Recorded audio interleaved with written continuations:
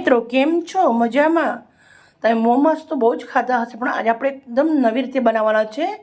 Garlic chilli momos મસાલા બનાવવાનું છે.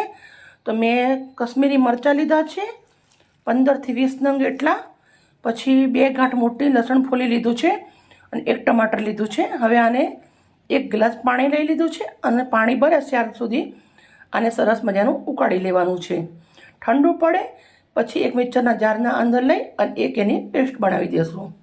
અગાડી કેવી રીતે શું નાખવું છે બધું જ વિડીયો તમારા જોડે શેર કરીશ. મરચાં મસ્ત મજાના મેં આવી રીતના બાફી અને લઈ લીધા છે અને સાથે તમે જોઈ શકો છો આદુ મરચાં લસણ ડુંગળી બધું જ તમારે રેડી કરી દીધું છે. અને કોબીજ લીધી છે, ફુલાવર લીધું છે, થોડું ગાજર છે, થોડું બીટ છે, કોબીજ મેં છીણી નાખી છે અને દબાઈ અને પાણી કાઢી લીધું છે. અને સાથે મેં ફુલાવર પણ આવી રીતના ઝીણું છીણી લીધું છે. લીલા ધાણા છે, લીલી ડુંગળી છે, પછી સૂકી ડુંગળી છે, આદુ છે, લસણ છે. કેવી રીતે બનાવવું છે પૂરો વિડીયો તમારા જોડે શેર કરું છું. પણ આની એક આપણે મિક્સરના નાના જારના અંદર પેસ્ટ બનાવી દઈશું. મેં 1 ચમચી તેલ મૂક્યું છે. તેલને ગરમ થવા દઈશું. 1 લસણની ગાંઠ, 5 થી 6 નંગ તીખા મરચાં અને સાથે આદુનો સોપારી એટલો ટુકડો.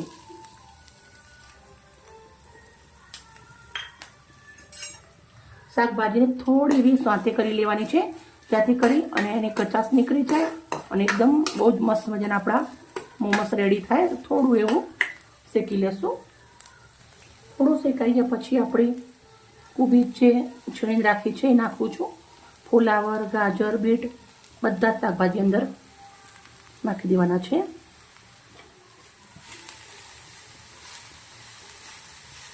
સરસ મિક્સ કરી લઉં છું. અડધી ચમચી આપણે મીઠું નાખીએ છીએ. 1 ચમચી કૂટેલા કાળા મરી નાખું છું. એકદમ સુપર ટેસ્ટ માટે થોડો એવો આદીનો મૂઠો નાખું છું. 1 ચમચી એટલો આપણે સોયા સોસ નાખવાનો છે. હું રોજ બનાવું છું એટલે મારો એક અંદાજ થઈ ગયો છે નાખવાનો, પણ તમારે ચમચીનો ઉપયોગ કરવાનો છે.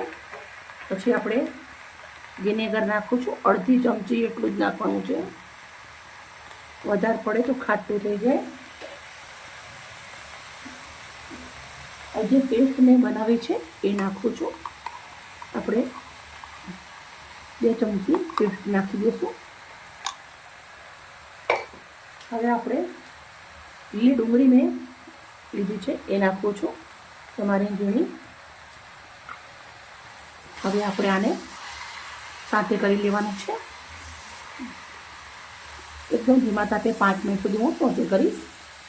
મેં કોબીજ છીણી અને પાણી એકદમ દબાવી અને નીકાળી દીધું હતું, પણ તમે પાણી ના નીકાળો તો થોડી વાર વધારે સોતે કરવાનું. તો પાણી એવી રીતના શાકભાજીના અંદર ભરી જશે. અને જે પાણી મેં નીકાળ્યું હતું એનાથી હું લોટ બાંધી અને રોટલી બનાવવાની છું. હવે આપણે અંદર લીલા ધાણા નાખી દેવાના છે. દંડી સુધી જ લેવાના છે ધાણાને.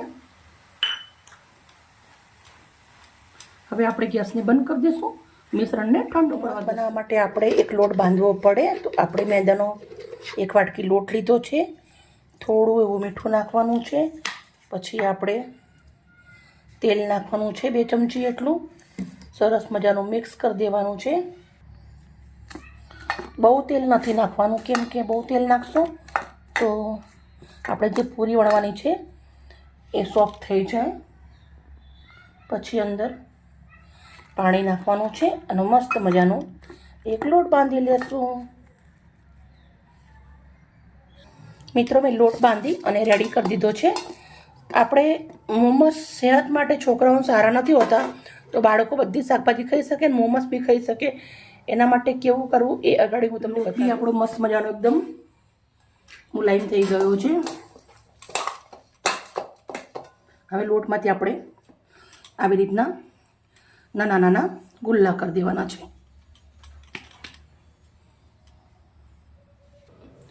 રસિયો લીધો છે એના ઉપર આપણે આવી રીતના,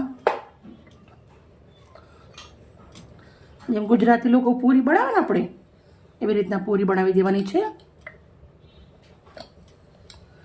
અરે ભાઈ, લોટના અંદર આપણે તેલ ઓછું નાખીએ એટલે આ બધી પ્રોબ્લેમ થાય. તેલ વધારે નાખીએ તો સોફ્ટ થઈ જાય. આપણે આવી રીતે પૂરી બનાવી અને રેડી કરી દીધી છે.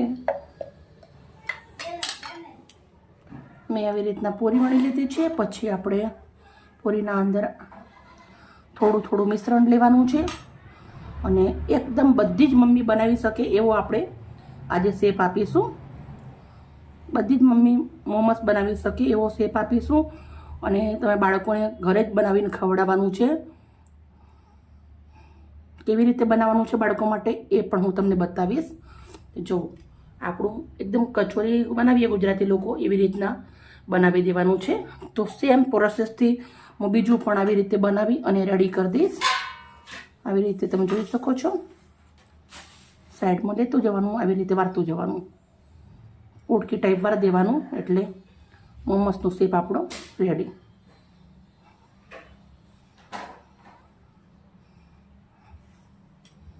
બધા જ હું આવી રીતે બનાવી બધા વારી રેડી કરી દીધા છે અને તેલ ગરમ મૂકી દીધું છે. હવે થોડા ફ્રાય કરવાના છે. તમે બાફીને પણ કરી શકો છો, પણ હું ફ્રાય કરું છું એકદમ ઝટપટ બની જાય એટલે. તેલ ગરમ થઈ ગયું છે. આપણા મોમોસ મૂકું છું.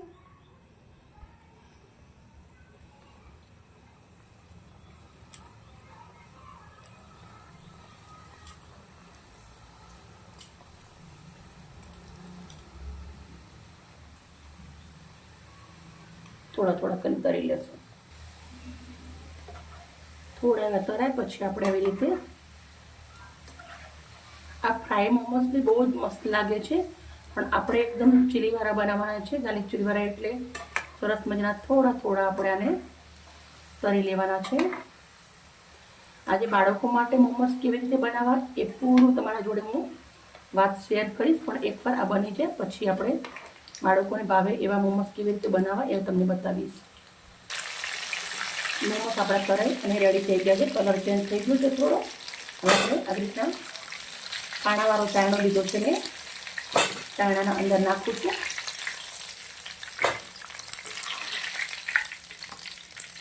તેમ બધા જ મોમોસ આવી રીતે રેડી કરી દઈશ. મોમોસને બધા જ તરી અને રેડી કરી દીધા છે. એકદમ ધીમા તાપે તરવાના છે, બહુ ગેસ ફૂલ નથી રાખવાનો. હવે મોમોસ બધાને આપણે નીકાળી દેવાના છે. કઢાઈ મેં ચેન્જ કરી દીધી છે. તેલ મોમોસવાળું તળેલું હતું એ જ લીધું છે.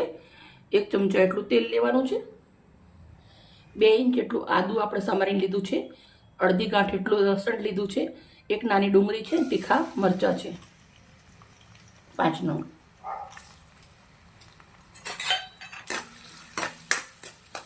આપણે એકદમ તેલના અંદર સરસ સાંતળી કરી દેવાના છે. અડધો ગ્લાસ પાણી લઉં છું. 1 ચમચ કોર્નફ્લોર લઉં છું. કોર્નફ્લોરને પાણીના અંદર ઓગાળી લેવાનું છે. આદુ મરચાં ડુંગળી લસણ શેકાઈ ગયા છે સરસ. હવે આપણે જે પેસ્ટ વાટેલી હતી એ પેસ્ટ લેવાની છે. સાથે મેં અડધી ચમચી સોયા સોસ નાખ્યો છે અને અડધી ચમચી વિનેગર નાખ્યું છે.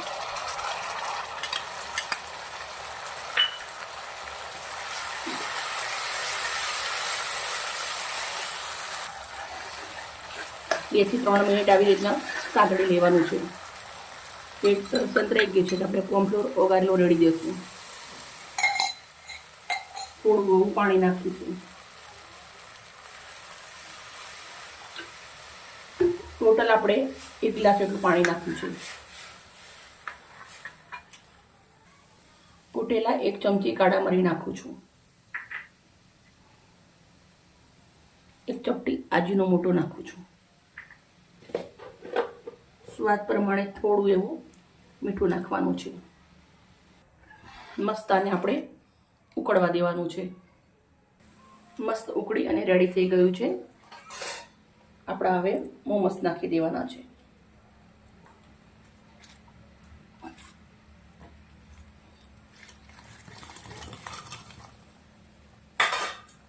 હવે આપણે લીલી ડુંગળી નાખવાની છે. લીલા ધાણા,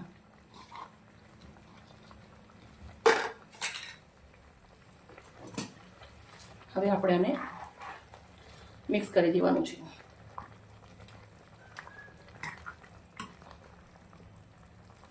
બે મિનિટ સુધી આપણે આવી રીતે ગ્રેવીના અંદર ઉકાળીશું. ગેસને બંધ કરી દીધો છે. આપણા મોમોસ રેડી થઈ ગયા છે. તો હવે આપણે સર્વ કરીશું.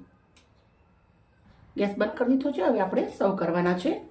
સર્વ કરવા માટે હું કાચનું બાઉલ લઉં છું. બાઉલના અંદર આપણે સર્વ કરીશું. એકદમ ગ્રેવીથી ભરપૂર બહુ સરસ મજાના આપણા મોમોસ રેડી થઈ ગયા છે. બનાવ્યા તો ઘણા બધા છે, પણ આપણે એક બાઉલ ભરી અને સર્વ કરી દઈશું. મોમોસ રેડી. થોડીક એવી આપણે ઉપરથી લીલી ડુંગળીથી ગાર્નિશિંગ કરી દઈશું.